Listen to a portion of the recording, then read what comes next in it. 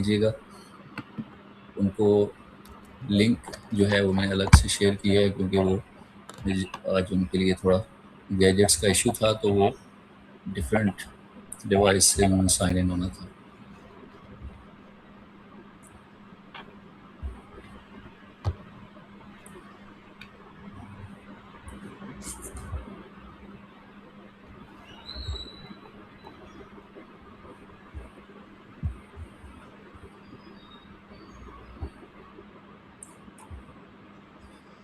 अच्छा, कल हमने नया चैप्टर स्टार्ट किया था, pressure and deformation in solids. अब उसमें एक क्लास में लेक्चर हुआ था, एक में नहीं हुआ था। यानी वो हम ये दोबारा से थोड़ा स्टार्ट करते हैं, और उसमें कुछ एक्स्ट्रा टर्म्स आएंगी वो भी थोड़ा सा डिस्कस करेंगे। और इसके बाद ये फिर इसका जो सेकंड टॉपिक है हुक्स लॉ, अगर टाइम हुआ तो आज ही हम स्टार्ट कर देंगे, वरना फिर कल हम हुक्स लॉ के बारे में डिस्कस करेंगे।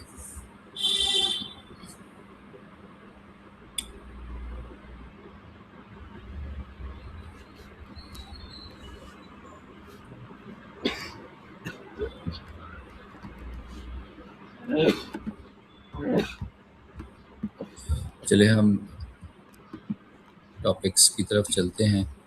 और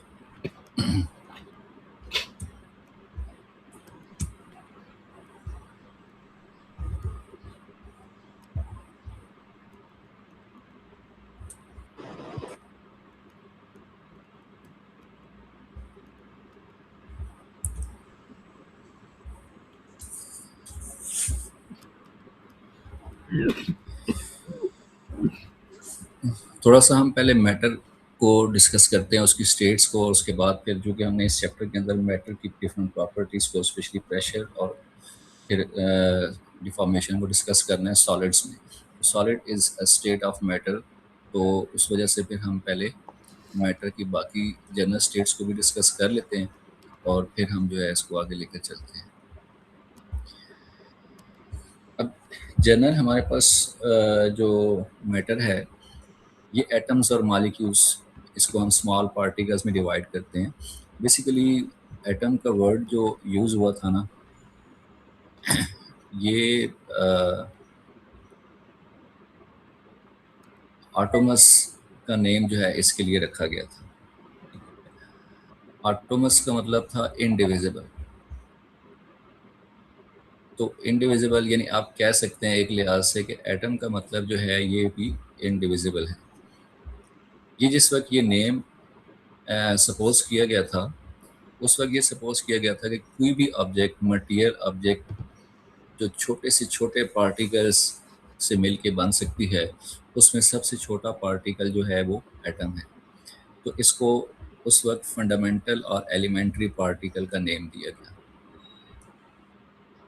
लेकिन बाद में ज़ाहिर है फिर जैसे जैसे साइंस आगे एडवांस होती गई, तो ये चीज़ क्लियर हुई कि ये एटम जो है ये एलिमेंट्री पार्टिकल नहीं है, ठीक है, बल्कि इसके अंदर भी सब एटॉमिक पार्टिकल्स हैं। तो इस वजह से फिर हम, अब ये इंडिविजिबल तो नहीं रहा, बट इवन देन अभी भी हम इसको नेम तो जो है इसका वही चल रहा है। मतलब ये इंडिविजिबल है नहीं, लेकिन नाम नाम जब जिस वक्त रखा गया था तो उस वक्त जो है ये इंडिविजिबल था। सो एक थ्योरी तो ये एटम्स वाली है, और एटम्स के बारे में अंदर जो है आप डिस्कस भी करते हैं कि जो एटम से हर ऑब्जेक्ट मिलके बनती है, एटम्स के अंदर जो है वो पार्टिकल्स किस तरह से हैं एंड सो ऑन। एक मिनट वेट कीजिएगा, एक दो स्टूडेंट्स को मैं एंटर कर लूँ।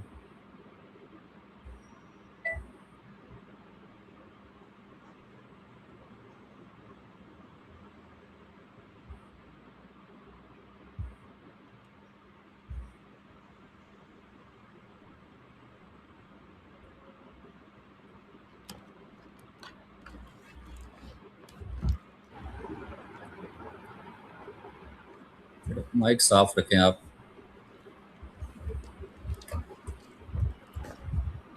बेटा आप माइक्स ऑफ रखें, वरना मुझे परमानेंट इसको ऑफ करना पड़ेगा, फिर आप लोग बीच में बोलने को क्वेश्चन नहीं कर सकेंगे, इसलिए आप लोग अपने माइक्स को ऑफ रखें। अच्छा, दूसरी थ्योरी ये है कि इट इज़ सपोज्ड कि हर ऑब्जेक्ट स्मॉल पार्टिकल्स से मिलके बनती है एंड उन पार्टिकल्स को मालिक्यूल का नेम दिया। अब हम मालिक्यूलर थ्योरी कौन सी है, हम उसको डिस्कस करते हैं। तो इस थ्योरी का नेम है काइनेटिक मालिक्यूलर थ्योरी।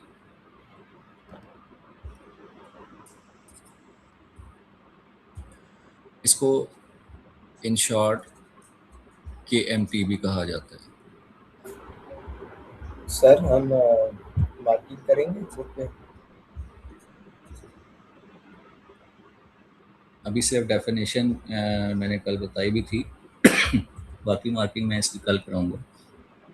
अभी देखते हैं मज़ीद इसमें अगर कुछ पॉइंट्स मार्क हो सकते हुए तो वो करा लेंगे, पहले थोड़ा सा लेक्चर हो जाए, तो अदरवाइज़ कल इस टॉपिक की कंप्लीट मार्किंग जो है वो मैं करा दूँगा।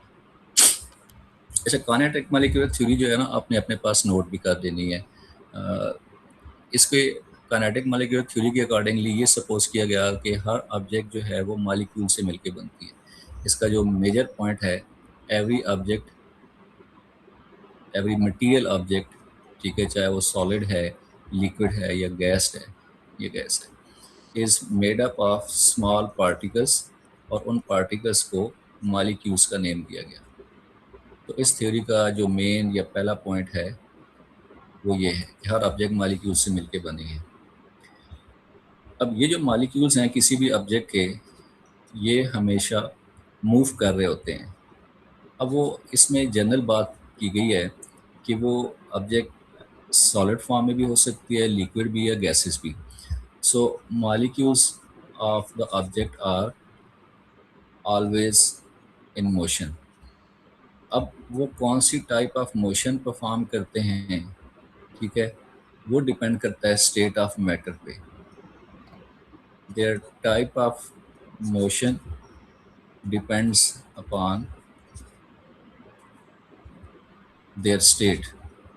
अगर तो वो उनकी स्टेट सॉलिड है तो फिर वो सिर्फ और सिर्फ वाइब्रेट कर रहे होंगे, सिर्फ एक ही टाइप ऑफ मोशन जो है वो परफॉर्म करेंगे।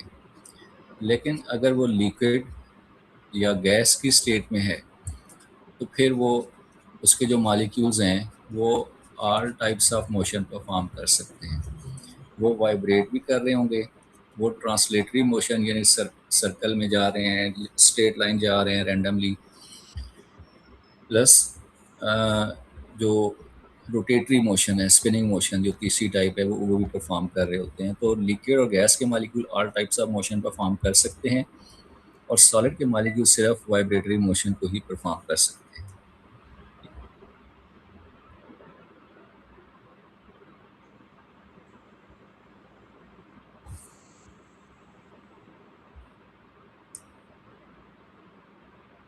एक मिनट में RF को थोड़ा बंद कर लूँ।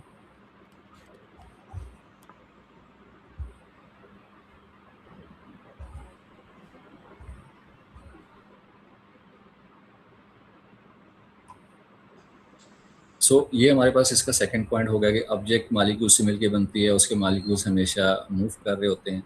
अब चूंकि ये मॉलिक्यूल्स जो हैं ये हर वक्त इनके मूव कर रहे होते हैं, तो इनके दरमियान यहाँ पर अट्रैक्टिव फोर्स, इनके दरमियान के पास एनर्जी भी होगी, और उस एनर्जी को हम क्या कहेंगे जी, that is the kinetic energy, ठीक है।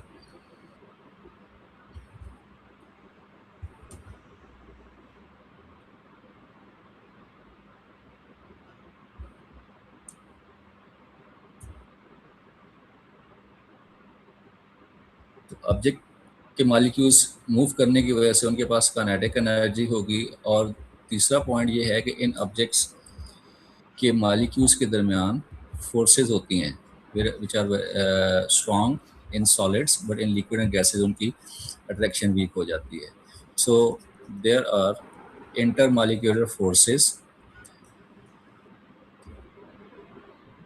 एंड, और ये इन्वर्सली डिपेंड कर रही हैं उनके दरमियान डिस्टेंस पे।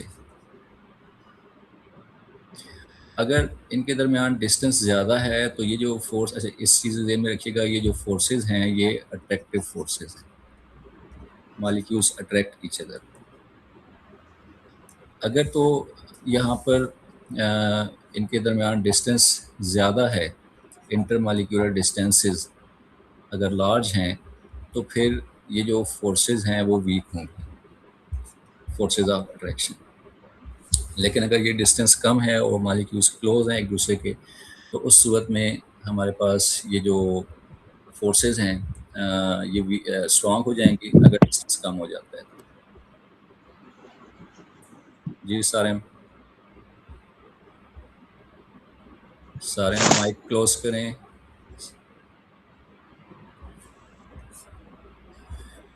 अब अभी तक हमने दो चीज़ें डिस्कस की हैं। एक चीज़ ये हमने कहा है कि मॉलिक्यूल्स मूव कर रहे होते हैं, और दूसरी चीज़ हमने कहा है कि इन मॉलिक्यूल्स के दरमियान अट्रैक्टिव फोर्सेस होती हैं। और चूंकि ये मॉलिक्यूल्स हर वक्त मूव कर रहे होते हैं, तो इनके पास कौन सी एनर्जी होगी?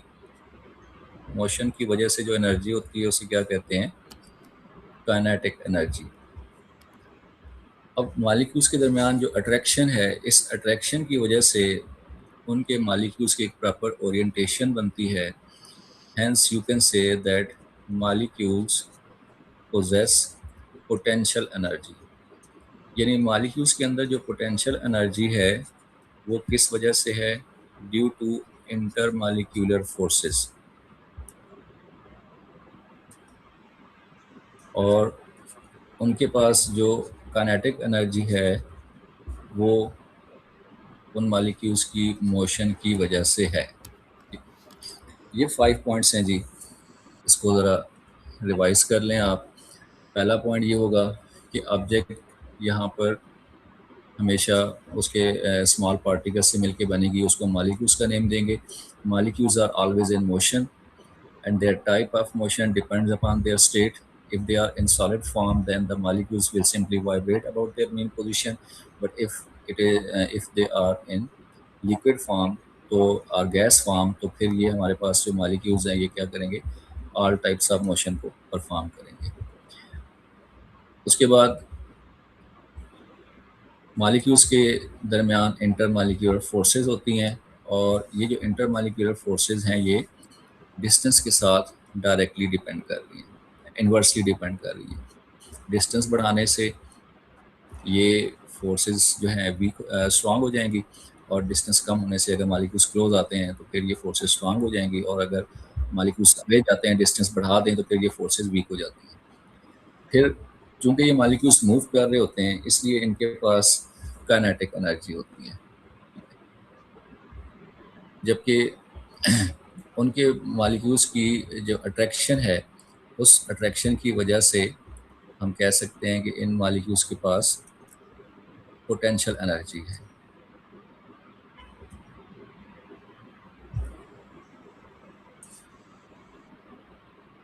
ये हमने इन तमाम पॉइंट्स को समराइज कर लिया। अब हम आगे चलते हैं। अब हम सिर्फ सॉलिड की प्रॉपर्टीज़ को लेकर चलेंगे। ओवरऑल हमने डिस्कस कर लिया कि ऑब्जेक्ट सॉलिड, लिक्विड, गैसेस तीनों स्टेट में है, तो केएमटी के अकॉर्डिंगली जो है उनके क्या क्या मेन पॉइंट्स बन सकते हैं। जो सॉलिड ऑब्जेक्ट है ना, उसके अंदर एक एबिलिटी होती है, उसका एक प्रॉपर साइज़ है, उसका एक प्रॉपर शेप है। क्योंकि जो सॉलिड के मॉलिक्यूल्स हैं they are very tightly packed, और वो अपनी जगह पर रहते हुए वाइब्रेट कर रहे होते हैं, लेकिन अपनी जगह को छोड़ नहीं सकते, क्योंकि they are unable to leave their place. इस वजह से इन सॉलिड्स के पास एक प्रॉपर शेप होती है। So solids have fixed shape due to tightly packed molecules they unable to leave their original position.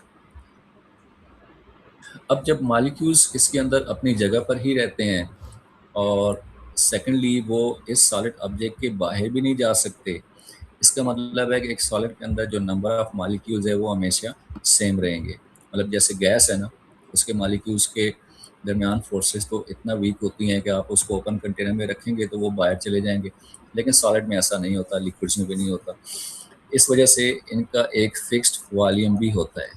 तो फिक्स्ड वॉल्यूम होने की जो वजह है वो यही है कि मॉलिक्यूल्स जो है उस सरफेस को क्रॉस करके बाहर नहीं जा सकते। सॉलिड के अंदर तो एक ही पॉइंट से आप ये दोनों चीज़ें डिस्कस कर सकते हैं। As the solid molecules can not leave their original position और place, hence the solids have fix shape and fix volume. इससे सॉलिड का जो एक साइज बनता है, साइज में डिफरेंट चीज़ें आ जाती हैं। उसकी लेंथ भी आ जाएगी, उसका एरिया भी आ जाएगा, ठीक है, उसका वॉल्यूम भी आ जाएगा। ये सारी चीज़ें जो हैं वो सॉलिड के साइज को डिनोट करती हैं। फिर सॉलिड की जो एक प्रॉपर शेप है वो भी इसी वजह से बन रही है। जैसे यहाँ पे ये सॉलिड है, ये क्यूबिकल शेप में है, लेट्स से लाइक ये एक क्यूबिकल शेप में है। अब सॉलिड जो है सिलेंड्रिकल शेप में भी हो सकता है। किसी भी आपके पास सॉलिड ऑब्जेक्ट की डिफरेंट शेप्स हो सकती हैं, इरेगुलर शेप भी आ सकती है।